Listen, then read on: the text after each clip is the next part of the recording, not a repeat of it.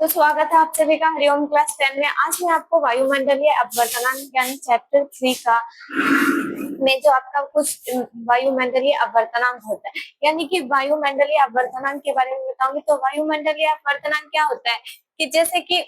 हमारा वायुमंडल है, ठीक है, हमारी पृथ्वी है उस और सूर्य के बीच कुछ दूरी तक, ये मतलब क्या हमारी पृथ्वी से लगभग 1000 किलोमीटर ऊपर तक वायुमंडल का परत होता है। उसके बाद नहीं होता, उसके बाद पूरा मतलब कुछ भी नहीं होता, मतलब वायुमंडल नहीं होता है और ना ही वायु होता है, उसमें कण भी नहीं होता है, ठीक है। तो जैसे पृथ्वी से 1000 किलोमीटर तक आपका वायुमंडल होता है, तो उसके बाद क्या होता है कि हमारा जो और उसका अलग अलग परत होता है, जैसे कि ध्रुव मंडल होता है, समताप मंडल होता है और मध्य मंडल, और भी बहुत सारे परत होते हैं पृथ्वी का, उसका अलग अलग नाम। तो क्या होता है कि जब सूर्य होता है जो उसका प्रकाश हमारी पृथ्वी पे आता है, तो उसके चाल और दिशा में परिवर्तन होता है, मतलब चाल और दिशा में परिवर्तन, जिसे कि हम वायुमंडलीय अपवर्तनांक कहते हैं। तो इस हमारा जो वायुमंडलीय अपवर्तनांक होता है उससे हमारे कई प्राकृतिक घटनाएं, मतलब परिघटनाएं होते हैं, मतलब जो हम अपने दैनिक जीवन में देखते हैं, ठीक है। तो हमारा पहला घटना क्या होता है कि हम आप जब भी तारों को देखते होंगे,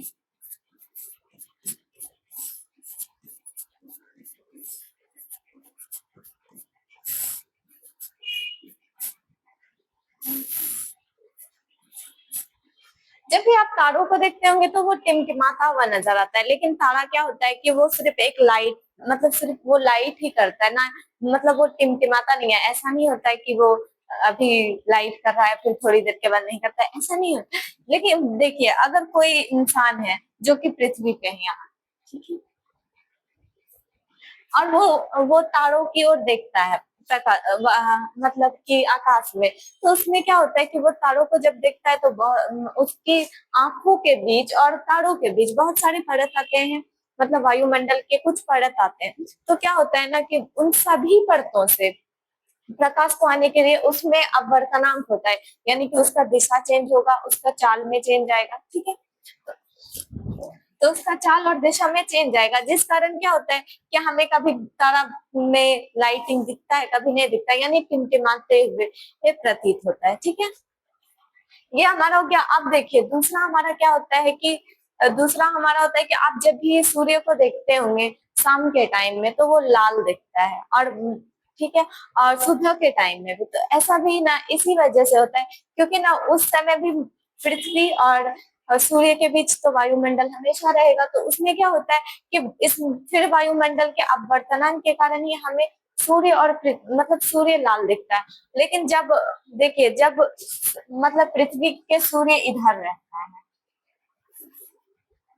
और मतलब इस इधर रहता है और इधर से अब जब देखते हो तो वैसा आपको प्रतीत होता है, तो तभी आपको लाल दिखता है, यानी कि सुबह और शाम के वक्त, दिन में नहीं दिखता है। क्योंकि दिन में क्या होता है कि वो सीधे हमारा ऊपर आ जाता है, डायरेक्ट हमारी नजरों और सूर्य के वायुमंडल के बीच, ठीक है। तो सीधे में तो इसमें क्या होता है ना कि वायु उस समय क्या होता है कि वायुमंडल के जितने भी परत होते हैं उसका अपवर्तनांक बहुत कम होता है, जिस कारण सूर्य अपने वास्तविक रंग का ही दिखता है, ठीक है। अब देखिए हमारा दूसरा यानी अब हम आपको तीसरा पॉइंट बताते हैं। उससे पहले आपको एक और बात बताते हैं कि हमारा जो सूर्य होता है उसमें कितने, मतलब उसका जो किरण होता है उसमें कितने रंग होते हैं? 7 रंग होते हैं।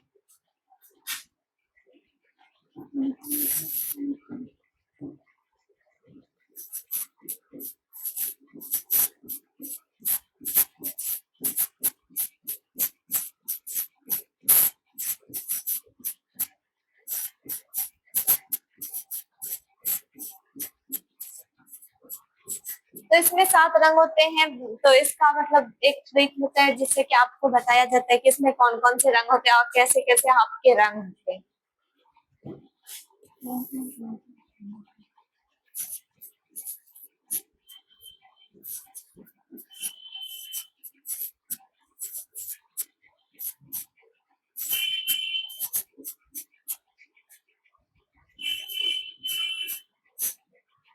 तो हमारा जो सबसे पहला रंग होता है, यानी कि आप जैसे कि ऊपर से मतलब पहले आप ऊपर से देख लीजिए, सबसे पहले हमारा बैगनी रंग होता है, उसके बाद हमारा जामुनी रंग होता है,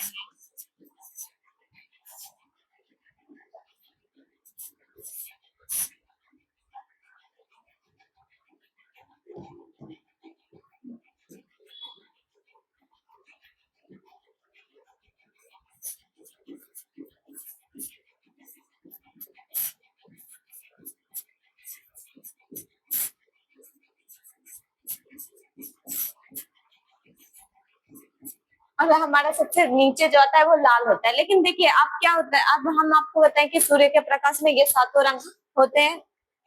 तो इन सातों रंग का क्या होता है कि आपका एक होता है प्रिज्म, जिसमें कि आपका 5 सतह होता है, ठीक है, मतलब कुछ ऐसा होता है वो।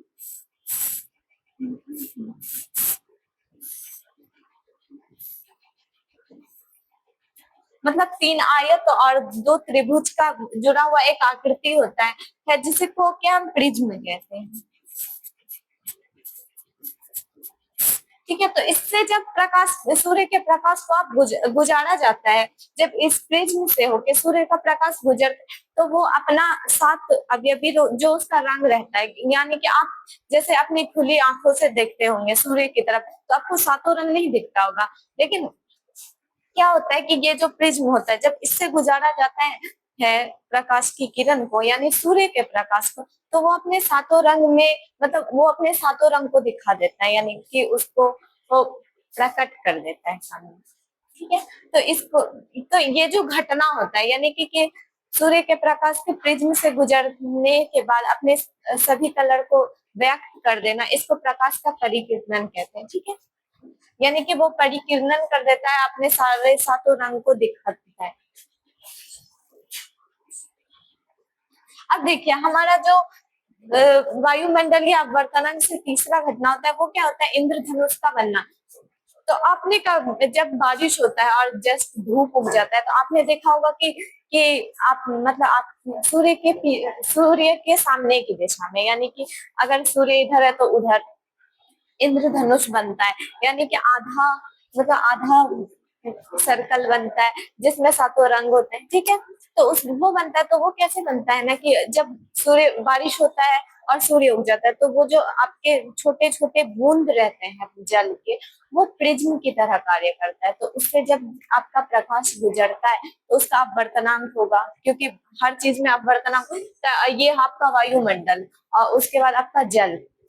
जल और वायुमंडल के बीच अपवर्तनांक होगा, जिससे क्या होगा ना, अपवर्तनांक होने से कि अपवर्तनांक होगा तो उसमें फिर प्रकाश का अपवर्तनांक होगा, उसकी दिशा में चेंज आएगा। और ये जो हमारा पानी का बूंद होता है, ये कार्य करता है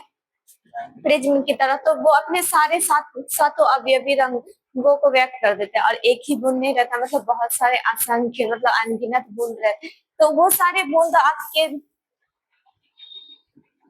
तो अब वो सारे बूंद आपके प्रिज्म की तरह व्यवहार करते हैं, जिससे कि आपको सूर्य, मतलब बारिश के तुरंत बाद सूर्य उगने से आपको इंद्रधनुष मिलता होगा। ठीक है,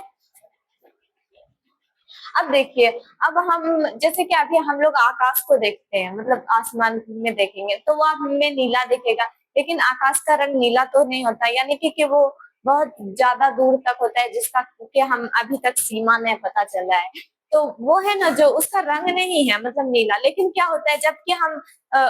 आकाश को देखते हैं तो उसके बीच वायुमंडल पड़ जाता है, उसके बाद क्या होता है, हाँ, इसमें पहले हम आपको एक बात बताते हैं, ये जो हमारा लाल कलर है, ठीक है, तो ये इंद्रधनुष में सबसे ऊपर रहता है। ठीक है, उसके बाद नारंगी, फिर पीला, फिर हरा, फिर नीला, फिर जामुनी, तब बैगनी रहता। अब देखिए ये जो हमारा लाल कलर है, आप देखते होंगे कि कहीं बहुत दूर से आप अगर साइन बोर्ड देखते हैं किसी भी चीज का, या कोई खतरे का रंग रहता है, तो वो लाल कलर से, ये ऐसा इसलिए होता है क्योंकि इसका जो परिकीर्णन होता है, यानी कि अगर आप इसे बहुत दूर से भी किसी चीज को देख, तो अगर वो रेड कलर की है तो वो आपको दिख जाएगी। ठीक है, यानी कि रेड कलर का परिकीर्णन कम होता है, यानी कि ये है ना जो परिकीर्णित कम करता है, यानी कि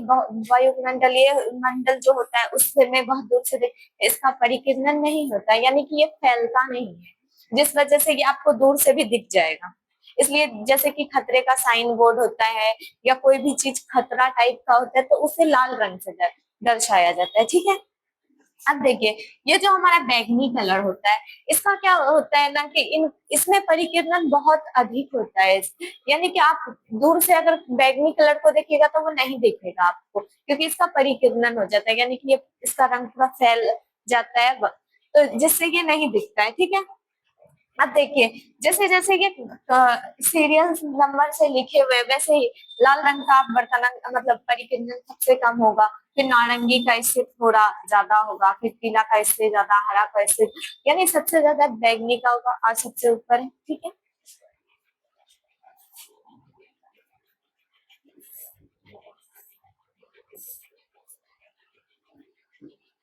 तो उसी में हमारा क्या होता है कि आप जब आकाश को देखते हैं तो वो नीला दिखता है। तो नीला इसलिए दिखता है क्योंकि उसका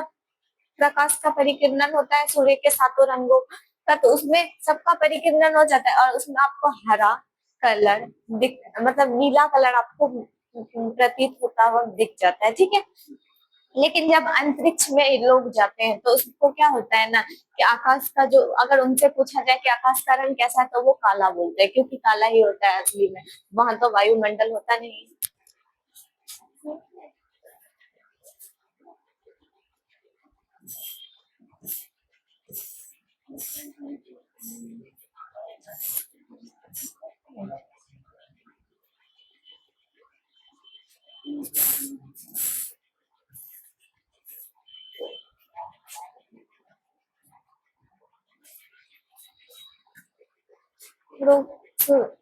सुनिए,